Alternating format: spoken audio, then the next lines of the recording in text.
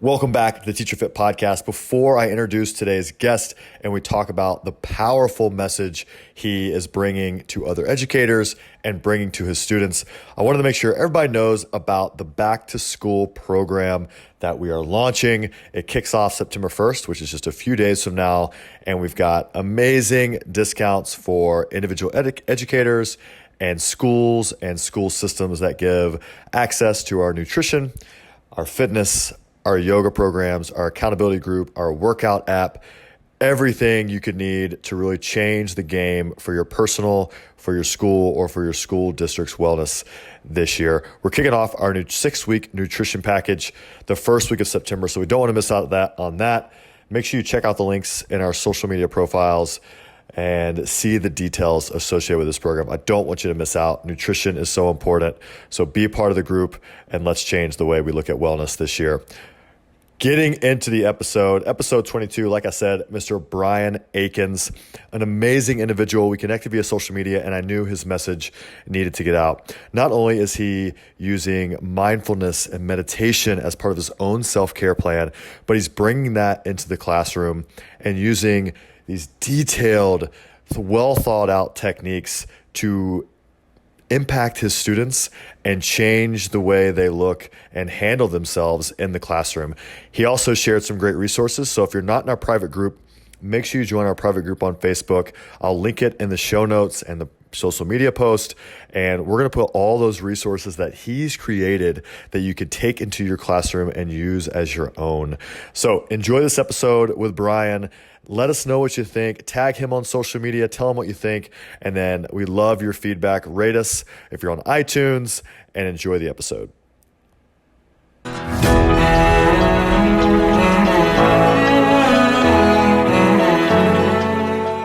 Welcome back to the Teacher Fit podcast. We are fortunate this week to have Mr. Brian Aikens on the show. He's coming to us from Philly, around the Philadelphia area, and he's going to bring some interesting perspectives to us with regards to mindfulness, mental health, meditation that I think so many teachers can benefit from. So, Brian, welcome to the show.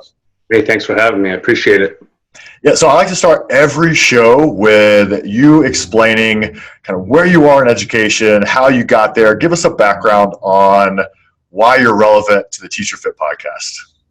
Well, so I began my teaching career back in 2004 and started teaching as a learning support teacher, an inclusion teacher, and I really didn't like it because I didn't have my own classroom. Right.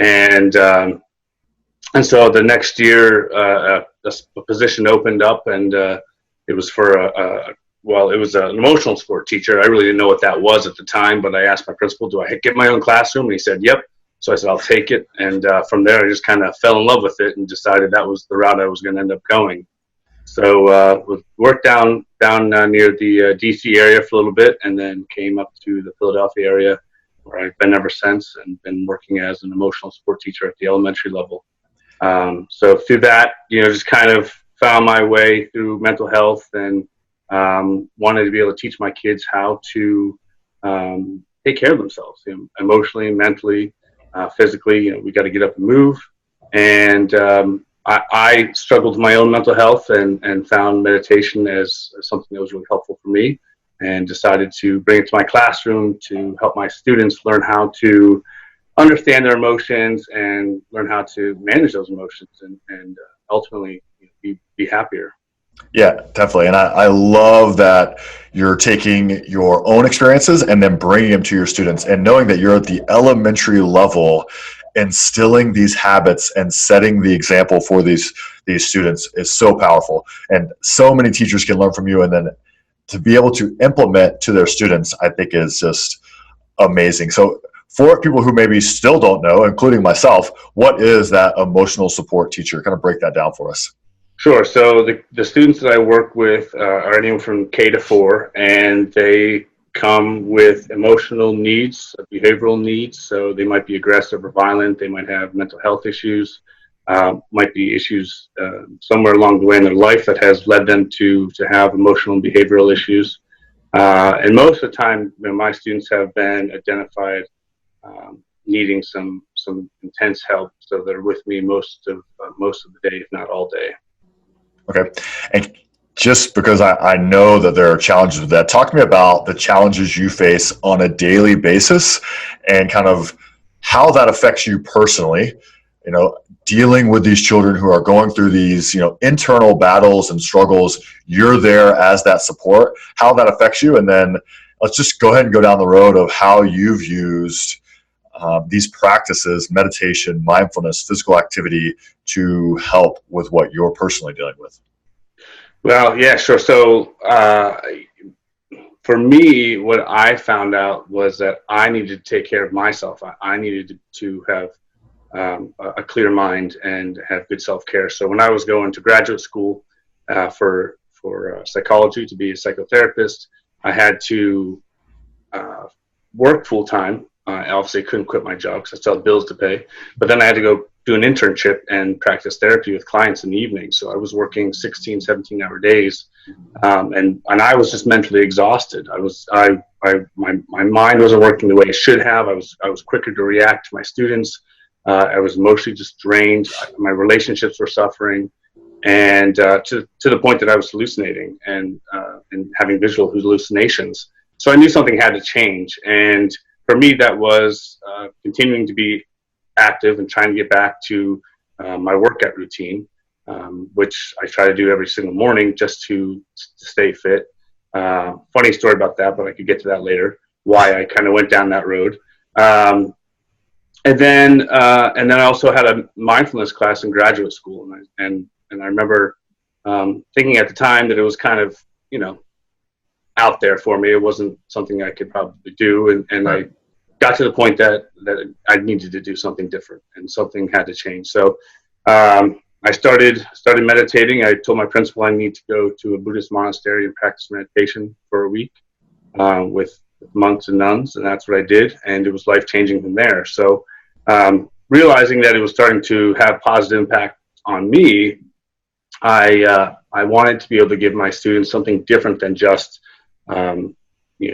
me managing their behaviors. I wanted to teach them how to manage their own behaviors and manage their own emotions. So we're all under stress. Kids are under stress too, and they deal with a lot if it's at school or at home and in their relationships. And so mindfulness was my approach to helping them manage those emotions. So we always practice in the morning with a gratitude journal. So they write down 3 things that they're grateful for. I write down 3 things I'm grateful for. Mine's up on the smart board, so it's posted as I'm writing it.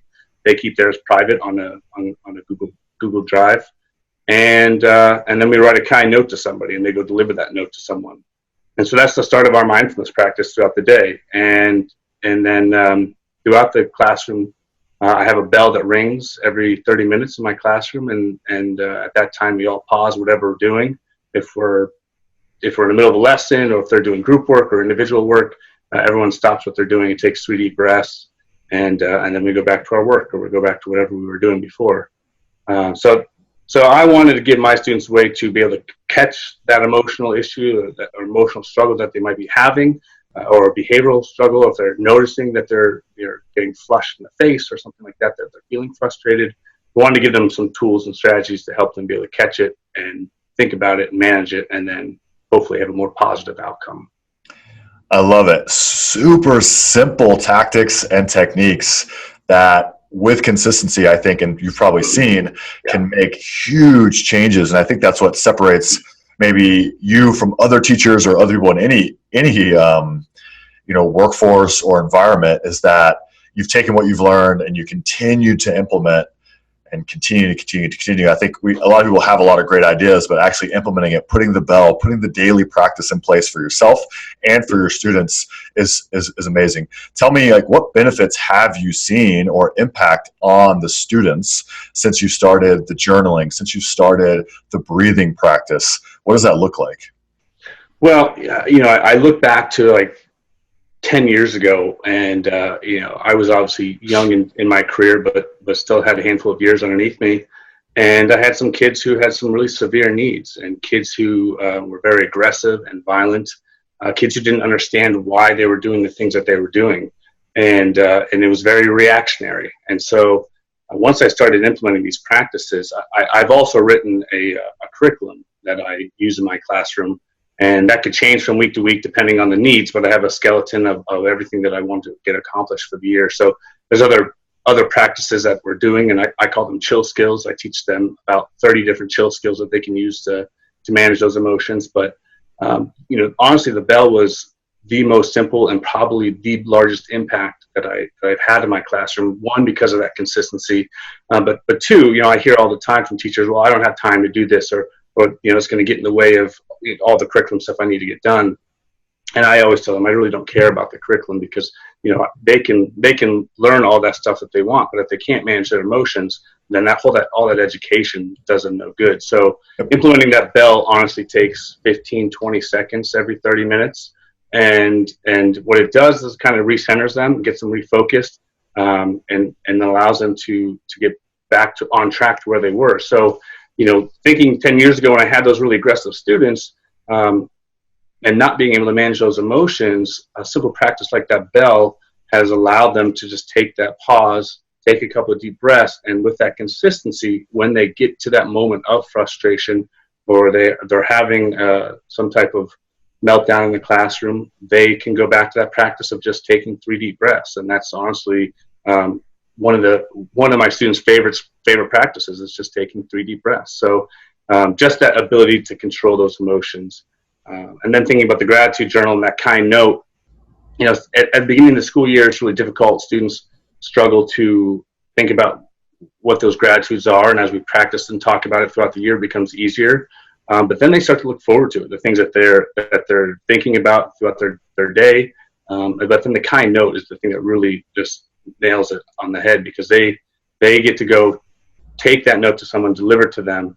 And for the students who aren't comfortable sharing it with that person, like speaking it to them, they might just kind of sneak it and put it on their desk, or they might sneak it and put it in their backpack or something like that. But eventually, as the year goes on, they build that self-confidence. They start face-to-face approaching that student or adult and then telling them what they had written.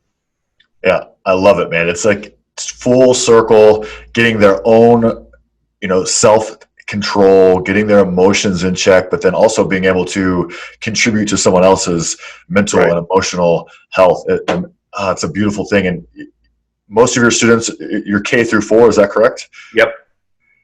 Doing it at such a young age, I think, is amazing. And these practices, imagine if it continued through middle school, it continued through high school, the tools that a student could have to set themselves up for success in a world that mental health is at an all-time struggle across all domains of life.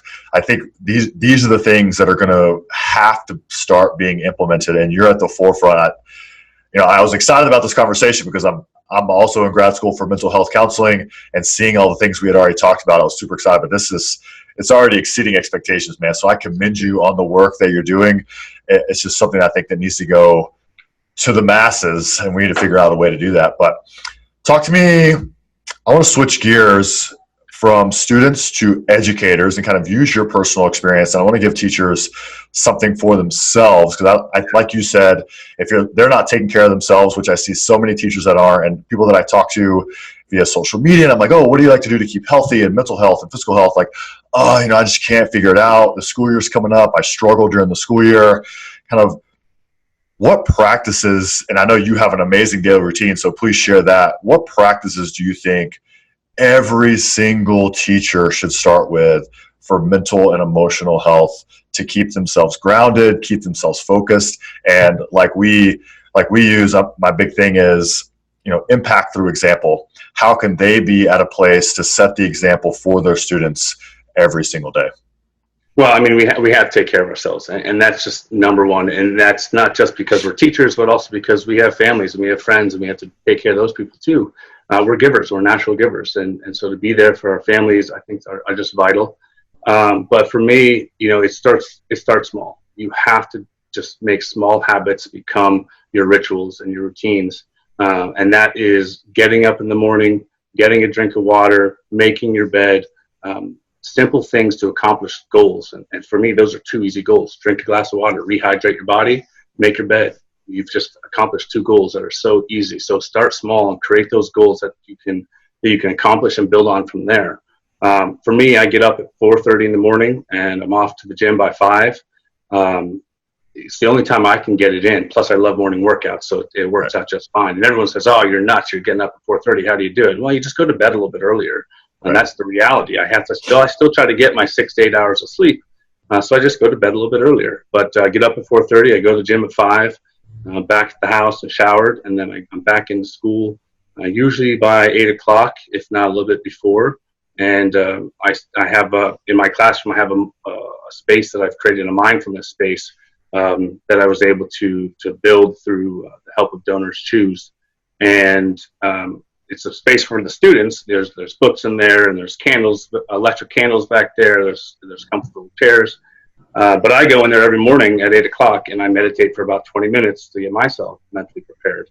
And I think that's a huge part of my success, because I'm able to then respond to my students' needs, respond to my own needs, and take care of the students as well. So usually I have a protein shake for breakfast after my workout, and probably some granola on my way into school or at the house if I still have time, and then probably protein shake or a salad for lunch too. I want to make sure that I'm putting the right stuff into my body.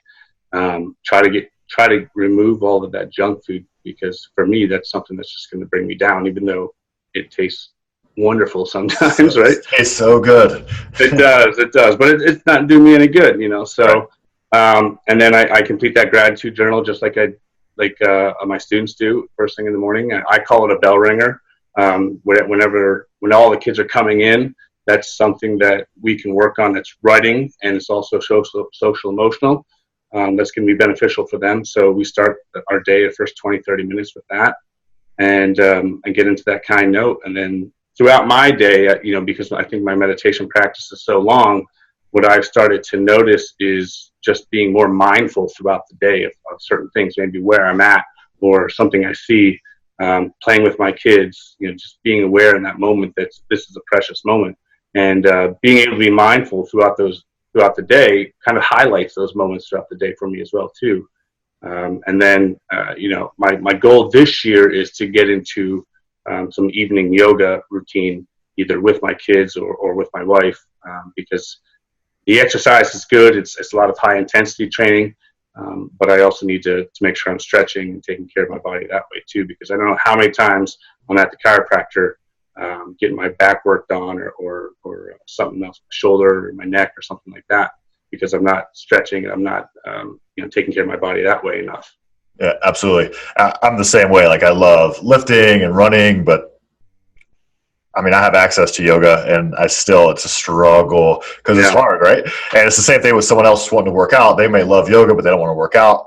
Right. Finding what works. But we have a teacherFit yoga program I'll give you access to and get that taken care of for you. I appreciate it. 2 classes a week. We also do yoga in the classroom with the kids every now and again. This is one of those areas that I want to improve on it and keeping it more consistent. Mm-hmm. But like everyone else, we got a lot of stuff going on, and it probably doesn't happen enough. But I'm also doing, I think, quite a bit. So I'm okay with not getting to it all the time. But we turn on YouTube, and there's a woman on there. She runs Cosmic Kids Yoga. I don't know if you've ever heard of it, but it's really fun. The kids love it. She tells yoga stories through different yoga poses. So if it's Star Wars or something Disney movie or something that she's made up, the kids love doing it. It's fun, it's active, gets them moving, and gets them in the right frame of mind. Yeah, super cool. Tell me, with your meditation, obviously you've studied and you've been practicing for a long time. I'm a teacher who wants to try to be more mindful this school year, but I have no idea where to start. Is there an app you would recommend? Is there a simple practice I can start with? What are your recommendations for me? I'm going to start going into my classroom a little earlier and trying to be more mindful. What can I do? Yeah. I mean, I would say start small and give it time, because the first inclination you have is it's just not going to work. I don't have time for this. I got other things I need to be doing, and I'm sitting here doing nothing. This is right. Time. And the reality is, and the same thing I tell the teachers who are worried about the students, by just taking those few minutes or taking those few seconds during the mindful bell when it rings, you're actually gaining more time in the long run because your mind is in a better place. So take 5 minutes. Just start with 5 minutes of practice. I like the app Insight Timer. It's free. It has a lot of great practices on there. There's so many different teachers that you can choose from. There's a teacher on there his name is Andy Hobson. He's a really great guy.